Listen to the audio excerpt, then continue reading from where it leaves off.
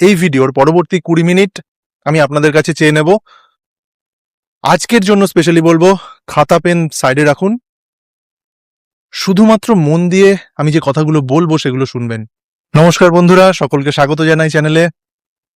আজকে ক্লাসটা শুরু করার আগে একটা কথা বলি। আচ্ছা, যারা শিক্ষক এই মুহূর্তে, যে সমস্ত আমার সম্মানীয় দর্শক বন্ধু যারা এই ভিডিওটা দেখছেন, তাদেরকে আমি জিজ্ঞাসা করছি, আচ্ছা ধরুন আপনি ক্লাসে গেলেন, ক্লাসে গিয়ে আপনার একদম ক্লাসের একদম শেষ প্রান্তে, মানে লাস্ট বেঞ্চে যে সমস্ত ছেলে বা মেয়েরা বসে আছে, তাদেরকে আপনি একটা প্রশ্ন করলেন আপনার পড়া সংক্রান্ত, যে বিষয় আপনি পড়াবেন সেই বিষয় সংক্রান্ত। সেই ছেলেটি বা মেয়েটি কোনো প্রশ্নের উত্তর দিতে পারছে না, সে বোকার মতো আপনার দিকে হাঁ করে তাকিয়ে আছে। এমনকি সে হয়তো পাশের কোনো ছেলে বা মেয়ের সাথে গল্পও করছে না, সে চুপচাপই ছিল, কিন্তু কোনো কারণে সে হয়তো ভয় পেয়ে আছে। বা এমনটা হয়তো হতে পারে যে বেশ কিছুক্ষণ ধরে না খেয়ে আছে। তাহলে সেই মুহূর্তে আপনি কি করবেন? একটা কিন্তু কঠিন পরিস্থিতি সেটা, যেটা আমরা প্রায় কিন্তু ফেস করি। সেই সময় কি আপনি সেই ছাত্রটিকে বা ছাত্রীটিকে বকবেন নাকি মারবেন? তাই ঠিক সেই মুহূর্তে হয়তো অনেকের এই চিন্তাভাবনাগুলো মাথায় আসতে পারে। কিন্তু আজকের এই ভিডিওর পর আমি এটুকু নিশ্চিতভাবে বলতে পারছি যে আর 5 জনের থেকে আপনি একটু ভিন্নভাবে ভাববেন আপনার সেই ক্লাসরুমটা সম্বন্ধে, সেই ছাত্রটা সম্বন্ধে যে একদম শেষ বেঞ্চে বসে আছে। কারণ আজকে আমরা যে থিওরিটা পড়তে চলেছি, যে কনসেপ্টটা বুঝতে চলেছি, সেটা আমাদের, অর্থাৎ আমরা যারা শিক্ষক বা শিক্ষক হতে চাইছি, সেই সমস্ত মানুষদের সেই জ্ঞান চক্ষুটা খুলে দেবে যে সত্যি সেই ছেলেটা সত্যি কি ক্ষুধার্ত, নাকি গতকাল রাতে তার বাবা মার মধ্যে প্রচন্ড ঝগড়াঝাটির ফলে সে প্রচন্ড ভয় পেয়ে গেছে, আর সেই ভয়ে সে লাস্ট বেঞ্চে বসে কাঁপছে। সেই আতঙ্ক তার কিন্তু এখনো মনের মধ্যে থেকে যায়নি। তাই অ্যাকচুয়ালি তার মনের মধ্যে কি ঘটছে সেটা বুঝতে আমরা আজকে পড়তে চলেছি মাসলোজ হায়ারার্কি অফ নিডস। এই ভিডিওর পরবর্তী 20 মিনিট আমি আপনাদের কাছে চেয়ে নেব। আজকের জন্য স্পেশালি বলবো, খাতা পেন সাইডে রাখুন, শুধুমাত্র মন দিয়ে আমি যে কথাগুলো বলবো সেগুলো শুনবেন। তাহলে গ্যারান্টি দিয়ে আমি বলছি যে এই ক্লাসটা শেষ হওয়ার পর আপনার সিডিপির জন্য প্রাপ্য নম্বর তো পাবেনই, উপরন্তু আপনি যে ক্লাসে যাবেন, যে শিক্ষকতা পেশায় আপনি আসতে চাইছেন, সেই ক্লাসে গিয়ে সেই ছাত্রটির মনে কোণে কি অন্ধকার জমেছে, তার মনের মধ্যে কি সমস্যা চলছে, সেটা আপনি তাকে দেখেই বুঝে যাবেন। তাহলে চলুন বন্ধুরা, শুরু করা যাক আজকে সেই স্পেশাল এপিসোড। 1943 সালে আব্রাহাম মাসলো, 1943, মানুষের চাহিদার ওপর একটা বিশেষ তত্ত্ব নিয়ে তিনি গবেষণা করেন। আর সেই তত্ত্বটাই এই মাসলোজ হায়ারার্কি অফ নিডস, মানুষের কি চাহিদা সেটা নিয়ে। আমি শুরুতে একটা কথা বলেছিলাম যে সেই লাস্ট বেঞ্চে বসা একটা বাচ্চা, সে হয়তো দীর্ঘ কয়েক ঘন্টা ধরে না খেয়ে আছে। তাহলে আপনি ক্লাসে একটা খুব গুরুত্বপূর্ণ টপিক পড়াচ্ছেন, খুব ইম্পর্টেন্ট, কিন্তু সেই সময় সেই বাচ্চাটার মাথায় কি সেই বিষয়গুলো ঢুকবে? খালি পেটে কি পড়াশোনা হয়? আর সেই চাহিদার জায়গা থেকেই উঠে আসছে এই তত্ত্বটা। তাহলে খালি পেট, এটা যে একটা তার শারীরিক চাহিদা, সেটা অপূর্ণ থেকে সে নতুন কিছু শিখবে, সেই চিন্তা ভাবনাটা, সেইটা তার কাছ থেকে আশা করাটাই তো আমাদের উচিত না। আর মাসলো ঠিক এই জায়গাতেই বলেছেন, তিনি একটা এরকম পিরামিড এঁকেছেন, তার তত্ত্বে এরকম একটা পিরামিড দেখিয়েছেন। সেই পিরামিডের একদম নিচের স্তরে সেই ফিজিওলজিক্যাল নিডস এর কথাগুলো বলেছেন।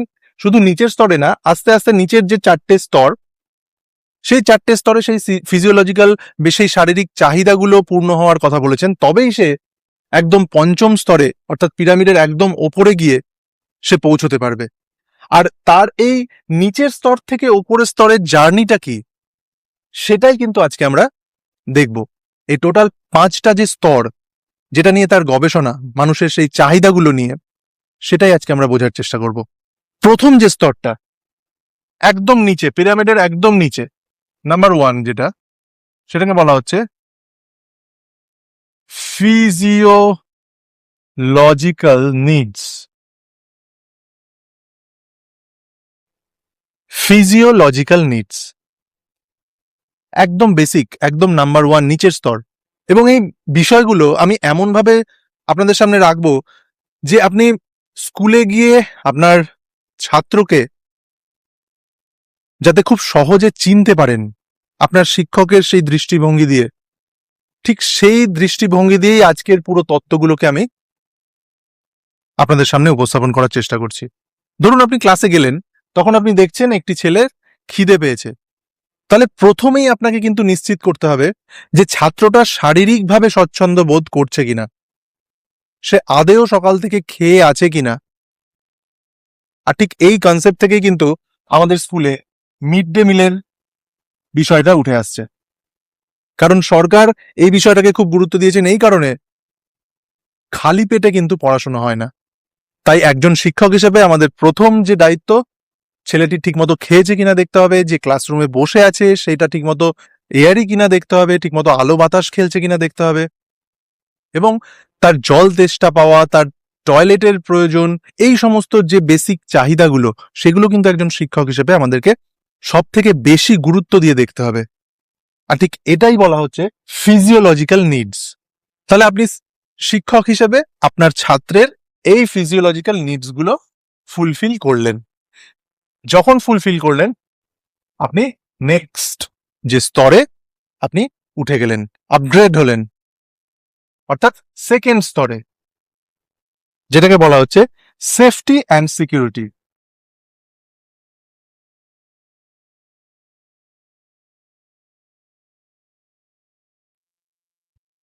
আপনি নিশ্চিত হলেন আপনার ছাত্র পেটটা ভর্তি আছে, সে ঠিকমতো খাওয়া দাওয়া করেছে, সে একটা সুন্দর পরিবেশে, সুন্দর ক্লাসরুমে সে বসে আছে। এইবার সেই ক্লাসরুমটা কতটা নিরাপদ, কতটা ভয়হীন সেই পরিবেশটা, সেটাও কিন্তু আপনাকে নিশ্চিত করতে হবে। কতটা নিরাপদ, কতটা ভয়হীন, সে মন খুলে আপনার সাথে কথা বলতে পারছে কিনা, ক্লাসের অন্যান্য ছেলেরা তাকে কোনোভাবে ছোট করছে কিনা, হাসি ঠাট্টা করছে কিনা তাকে নিয়ে, সেই ভয়হীন দ্বিধাহীন একটা পরিবেশ তার জন্য তাকে আপনাকে কিন্তু নিশ্চিত করতে হবে, সেটা মানসিক এবং শারীরিক উভয়ভাবেই। আর ঠিক সেই বিষয়টাই বলা হচ্ছে সেফটি অ্যান্ড সিকিউরিটি। আর সেটা ঠিকমতো বজায় রাখার দায়িত্ব, সেই পরিবেশটা গড়ে তোলার দায়িত্ব কিন্তু আমাদেরই, অর্থাৎ আমরা যারা শিক্ষক তাদের। আর ঠিক এই জায়গা থেকেই 8টি 2009-এর সেই ধারাগুলোর কথা মনে করুন, যেখানে বলা হয়েছিল কোনো রকম মানসিক বা শারীরিক শাস্তি দেওয়া যাবে না বাচ্চাদের। এই পয়েন্ট থেকেই কিন্তু সেটা উঠে আসছে যে সেই শারীরিক এবং মানসিকভাবে নিরাপদ যেন সেই বাচ্চাটি সেই ক্লাসরুমে অনুভব করে, সে যেন তার শিক্ষককে ভয় না পায়, সে যেন তার সহপাঠীকে ভয় না পায়। সেই জায়গাটাই হচ্ছে মাসলোর হায়ারার্কি অফ নিডস এর সেকেন্ড স্তর, নিচের আগের স্তর পিরামিডের, সেফটি অ্যান্ড সিকিউরিটি। আশা করি আপনারা বুঝতে পারছেন, পুরো বিষয়টা কিন্তু আমি কানেক্ট করে যাচ্ছি। কোনটা থেকে কোনটা আমরা ক্লাসরুমে গিয়ে ঠিক কিভাবে একটা বাচ্চাকে বুঝবো যে সে কোন স্তরে রয়েছে। আর যদি সে দেখা যায় তা সে সেফটি বা সিকিউরিটি সেই স্তরে নেই, সে সেই জায়গাটাকে সেফ মনে করছে না, নিরাপদ মনে করছে না, তখন কিন্তু আমাদেরকে আশ্বস্ত করতে হবে সেই বাচ্চাটার পরিবেশটা নিরাপদ করে তোলার, সুন্দর করে তোলার পরিবেশটা। এই কারণেই কিন্তু, এই উদ্দেশ্য নিয়েই কিন্তু এই বিষয়টা পড়ানো, এই বিষয়টা জানা। তাই প্রতিটি শিক্ষকের উচিত মাসলোর এই থিওরিটা কিন্তু খুব ভালোভাবে কনসেপ্টটা বুঝে নেওয়া। এরপরে যে পয়েন্টটা আমি বলবো, নাম্বার 3, সোশ্যাল নিডস।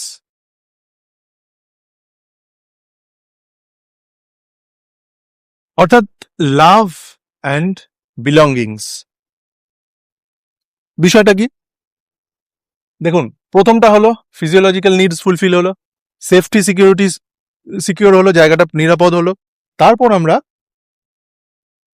থার্ড স্টেজে উঠে এলাম, একটার পর একটা স্টেজে কিন্তু উঠছি। যতক্ষণ না সেই ক্রাইটেরিয়াগুলো ফুলফিল হচ্ছে না, ততক্ষণ কিন্তু আমরা উঁচু স্তরে যেতে পারছি না।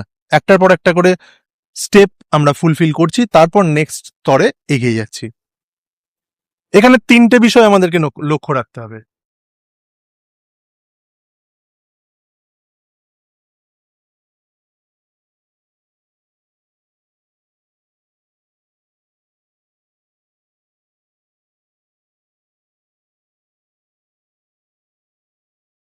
প্রথমটা একাকিত্ব। যে ছাত্রটা শেষ বেঞ্চে বসে আছে চুপচাপ একা, কারোর সাথে কোনো কথা বলছে না, তার মানসিক অবস্থাটা কি চলছে, সে কেন কথা বলছে না, তার একাকিত্বের কারণটা জানা, সেটা কিন্তু আমাদেরকেই করতে হবে। সে যাতে আমাদের সাথে মন খুলে কথা বলতে পারে, সেই পরিবেশটা কিন্তু আমরা অলরেডি করে ফেলেছি আগের স্টেজে। সেই সেফ অ্যান্ড সিকিওর পরিবেশ কিন্তু আমরা করে ফেলেছি। এবার আমরা আশা করতে পারি সেই বাচ্চাটা আমাদের সাথে মন খুলে কথা বলবে, এবং তখনই কিন্তু আমরা তার এই একাকিত্বটা কাটিয়ে তুলতে পারবো। আর যখন একাকিত্বটা কাটিয়ে উঠবে সে তখন তার পাশের সহপাঠী, তার অন্যান্য বন্ধু বান্ধবের সাথে একসাথে মিলেমিশে কাজ করবে, যেটাকে বলা হচ্ছে দলগত কাজ বা গ্রুপ ওয়ার্ক। আর সেই দলগত কাজে যখন সে করতে পারবে, তখন কিন্তু আমাদেরকে তাদের উৎসাহ দিতে হবে যে না বাবা, তুই পারবি, আমি তোর পাশে আছি, তোর যে কোনো সমস্যায় তুই আমাকে বলবি, আমি সব রকম তোকে সাহায্য করব। তাহলে এই উৎসাহটা, সেই সাহসটা কিন্তু আমাদেরকে সেই ছাত্রটিকে যোগাতে হবে। তবে কিন্তু এই 3টে ক্রাইটেরিয়াই ফুলফিল হবে। আর 3টে ক্রাইটেরিয়া ফুলফিল হলে আমরা এই স্টেজটা থেকেও ছাত্রটাকে কিন্তু বের করে নিয়ে আসতে পারবো। এই স্টেজ থেকে আমরা নেক্সট স্টেজে তাকে নিয়ে যেতে পারবো। তাহলে আশা করি আমরা বোঝাতে পারলাম। খুব সহজে এক লাইনে যদি বলি বিষয়টা, ছাত্রকে ভালোবাসা, নিজের সন্তান মনে করে, নিজের খুব আপনজন কেউ একজন মনে করে তাকে উৎসাহ দেওয়া, যাতে সে কখনোই একা বোধ না করে। মূল উদ্দেশ্য কিন্তু আমাদের এই তত্ত্বটার, এই থিওরিটার কিন্তু সেটাই। একটা ছাত্রকে কিভাবে অন্ধকার থেকে আলোয় নিয়ে আসতে পারি আমরা, সে যতটাই পিছিয়ে থাকুক না কেন, আমাদের উদ্দেশ্য হবে তাকে সামনের সারিতে নিয়ে আসা। চলুন এবার 3 নম্বর স্টেজ থেকে আমরা কিভাবে 4th স্টেজে উঠে যাচ্ছি সেটা কিন্তু আপনারা আস্তে আস্তে বুঝতে পারছেন। তাহলে এবার 3 নম্বর স্টেজ যখন কমপ্লিট হয়ে গেল, সেই সোশ্যাল নিডস গুলো, সেই ভালোবাসা, সেই উৎসাহ দেওয়ার জায়গাগুলো যখন কাটিয়ে উঠলাম, তারপরে আমরা 4th স্টেজে সেলফ এস্টিম যাকে বলা হচ্ছে, খুব গুরুত্বপূর্ণ। এখনকার দিনে এই সেলফ এস্টিম কথাটা কিন্তু খুব গুরুত্বপূর্ণ। আপনি ভাবুন না, আপনার সম্মান হানি হয় এমন যদি কেউ কোনো কথা আপনাকে বলে, কেউ কোনো কাজ করে, আপনার নিজের কতটা খারাপ লাগে। ঠিক সেই রকম একটা ছোট্ট শিশুকে যদি আমরা এমন কিছু করি, এমন কিছু বলি যাতে তার সম্মান হানি হয়, সে নিজেকে ছোট মনে করে, সেটাও কিন্তু সমান ক্ষতিকারক। তাহলে আমাদেরকে এমন কিছু করতে হবে যাতে তার যে কোনো কাজ করার উৎসাহটা 100 গুণ বেড়ে যায়। ছোট ছোট কাজ, যেমন ধরুন সাধারণত আমরা ক্লাসে কি করি, মনিটর করি, কোনো একজন ভালো ছাত্রকে করি। এমন একটা দিন করুন না যে সব থেকে পিছিয়ে পড়া যে ছেলেটি, তাকে মনিটর করা হলো, তাকে ক্লাসের গুরুত্বপূর্ণ দায়িত্বগুলো দেওয়া হলো। দেখা গেল অফিস রুমে খাতা আনতে বলা হলো, সবাইকে খাতাগুলো ডিস্ট্রিবিউট করার দায়িত্ব দেওয়া হলো, চক ডাস্টার আনার দায়িত্ব দেওয়া হলো। এরকম ছোট ছোট কাজ যেগুলো আমরা প্রতিনিয়ত শিক্ষকরা ছাত্রদের দায়িত্ব দিয়ে থাকি, ঠিক সেই রকম তাহলে তাদের মধ্যেও সেই আত্মবিশ্বাসটা তৈরি হবে যে না, স্যার কিন্তু শুধু ক্লাসের ভালো ছেলেদের বা মেধাবী ছেলেদের সেই দায়িত্বগুলো দেন না, আমাদেরকেও সেই দায়িত্ব দেন। তাহলে আমরাও কেন সেই জায়গায় পৌঁছতে পারবো না? আর একটা বিষয় যে প্রশংসা করা, এই প্রশংসা বিষয়টা কিন্তু আমরা প্রায়ই ভুলে যাই। খুব ছোট, হয়তো সে 10টা অঙ্কের মধ্যে একটা অঙ্কই ঠিক করলো, সেই একটা অঙ্ক ঠিক করার জন্যই আপনি তাকে প্রশংসা করুন যে খুব ভালো হয়েছে, নেক্সট টাইম আরো ভালো করতে হবে। সেই উৎসাহটা তাকে কিন্তু দারুণভাবে চার্জ করবে। তাহলে এই কাজগুলো করার একটাই উদ্দেশ্য, তার আত্মসম্মান বোধটা যেন জেগে ওঠে, সে নিজেকে যেন কখনো ছোট না মনে করে। তাহলে এই জায়গাটা যখন আমরা অ্যাসিওর্ড করতে পারবো, তার আত্মসম্মানের জায়গাটা নিশ্চিত করতে পারবো, তখন কিন্তু আমরা এই 4th স্টেজও পার করতে পারবো। আর 4th স্টেজ যখন আমরা পার করে ফেলবো, শুধু 4th স্টেজ না, 1, 2, 3, 4, অর্থাৎ ফিজিওলজিক্যাল শারীরিক চাহিদা থেকে শুরু করে নিরাপদ পরিবেশটা নিশ্চিত করা, এমনকি ভালোবাসা, উৎসাহ দেওয়া এবং তার আত্মসম্মান বোধটা, এই সমস্ত বিষয়, এই 4টে বিষয় যখন আমরা কনফার্ম করতে পারবো সেই বাচ্চাটার জন্য, তখন কিন্তু তার মনের মধ্যে একটা সেলফ অ্যাকচুয়ালাইজেশন কাজ করবে, অর্থাৎ সে পঞ্চম স্তরে উন্নীত হবে, একদম আলটিমেট স্তরে, যেটা একদম টপে রয়েছে এই পিরামিডে, এই হায়ারার্কি অফ নিডস এর একদম টপে রয়েছে, ফিফথ স্টেজ, লাস্ট স্টেজ, যেটা সেলফ অ্যাকচুয়ালাইজেশন, সে সেখানে পৌঁছে যাবে। বা আমরা যদি বাংলায় বিষয়টা বলি, একটা আত্মপ্রতিষ্ঠা, তার লুকিয়ে থাকা প্রতিভার একটা বিকাশ ঘটবে সেই আলটিমেট জায়গায় এসে। আর যখন এই 4টে স্তর কমপ্লিট হয়ে গেল, তখন তার লুকিয়ে থাকা প্রতিভা, সে হয়তো ভালো, খুব ভালো ছবি আঁকে, খুব ভালো গান করে, তাকে সেই দিকে মোটিভেট করা, তাকে উৎসাহ দেওয়া, যে না, সেই ছেলেটির মনের মধ্যেও তখন এই প্রশ্নটা জেগে উঠবে, এই বিষয়টা, তার আত্মবিশ্বাসটা জেগে উঠবে যে না, আমি তো সত্যি খুব ভালো গাইতে পারি, খুব ভালো ছবি আঁকতে পারি, এই বিষয়টা তো কেউ আমাকে বলেনি। সেই আত্মপ্রতিষ্ঠা, সেই আত্মতৃপ্তির জায়গাটা কিন্তু তার এই স্তরে এসে মনে হতে শুরু করবে। আর সেটাই কিন্তু আমাদের উদ্দেশ্য, তার সেই সৃজনশীল দিকটাকে মেলে ধরা, তুলে ধরা সকলের সামনে, গোটা সমাজের সামনে।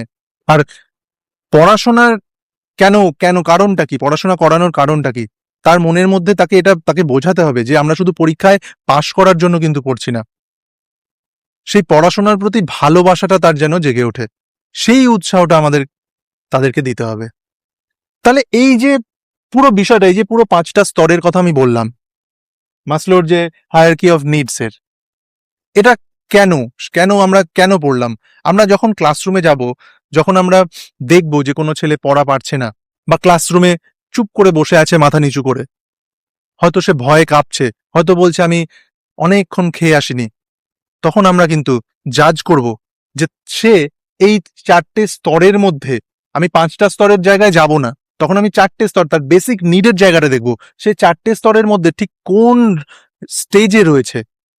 আর আমি যখন এই কনসেপ্টটা যখন জেনে যাব,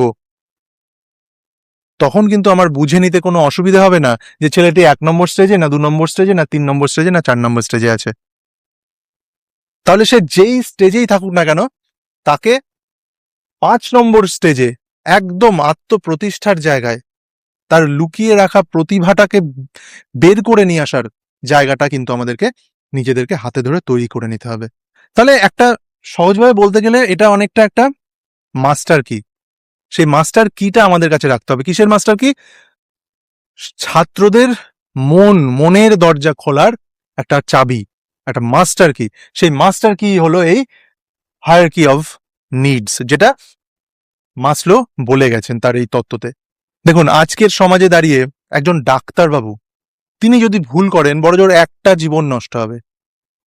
আর খুব রিসেন্টলি একটা দুর্ঘটনা ঘটেছে কলকাতায়, আপনারা জানেন সকলে, যে ব্রিজটা, যে কনস্ট্রাকশনটা ধসে গেছে, সেটা একটা কিছু ইঞ্জিনিয়ারের ভুল। সেই ইঞ্জিনিয়ারের ভুলের জন্য কয়েকজন মানুষ মারা গেছে। কিন্তু একটা শৈশব, যে শৈশব প্রতিনিয়ত তার বাড়িতে বাবা মায়ের অশান্তি দেখে সে বড় হচ্ছে, সে ঠিকমতো খাবারটুকু পাচ্ছে না, সে স্কুলে এসে ভয় কাঁপছে, সে তার মনের দুঃখ, ব্যথা, বেদনা কারোর সাথে শেয়ার করতে পারছে না, তার সেই একাকিত্ব কাটাতে কিন্তু সে পারছে না, কারণ সেটা বোঝার মতো সেই ক্ষমতাই হয়তো কারো নেই। সেই একাকিত্ব এরকম হাজার হাজার লক্ষ লক্ষ শৈশবকে কিন্তু দিনের পর দিন শেষ করে দিচ্ছে। আর ঠিক সেইখানেই কিন্তু একজন প্রকৃত শিক্ষকের আসল দায়িত্ব। আর আমরা যারা শিক্ষক এই পেশায় রয়েছি, আমাদের মূল দায়িত্ব কিন্তু সেটাই, সেই ছেলেটার পাশে গিয়ে বসা, তার পিঠ চাপড়ে বলা যে না, আমি তোর পাশে আছি। শেষে একটাই বিষয় বলবো, যে বাচ্চাদের পড়ানোর আগে, কোনো সিলেবাস শেষ করবো এই মানসিকতা নিয়ে চলার আগে, আমাদেরকে সবার আগে মনে রাখতে হবে যে বাচ্চাদের অভাবটা ঠিক কোথায়, তার মানসিক অভাব, তাকে সেই একাকিত্বের জায়গা থেকে কিন্তু আমাদেরকে বের করে নিয়ে আসতে হবে, তার বেসিক নিডগুলো ফুলফিল করে। আর আমরা যখন সেটা করতে পারবো সাকসেসফুলি, তখনও কিন্তু মাসলোর এই তত্ত্বটার সার্থকতা কিন্তু সেখানেই হবে। আশা করি আজকের এই ক্লাসটা অনেকটাই উপকারী হবে আপনাদের আগামী দিনের পথ চলার জন্যে। কার কেমন লাগলো, কে কেমন ভাবে এই থিওরিটা নিজেদের কর্মক্ষেত্রে আগামী দিনে ব্যবহার করবেন সেটাও কিন্তু জানাতে ভুলবেন না। আপনারা প্রত্যেকে ভালো থাকবেন। দেখা হচ্ছে পরবর্তী ভিডিওতে। ধন্যবাদ।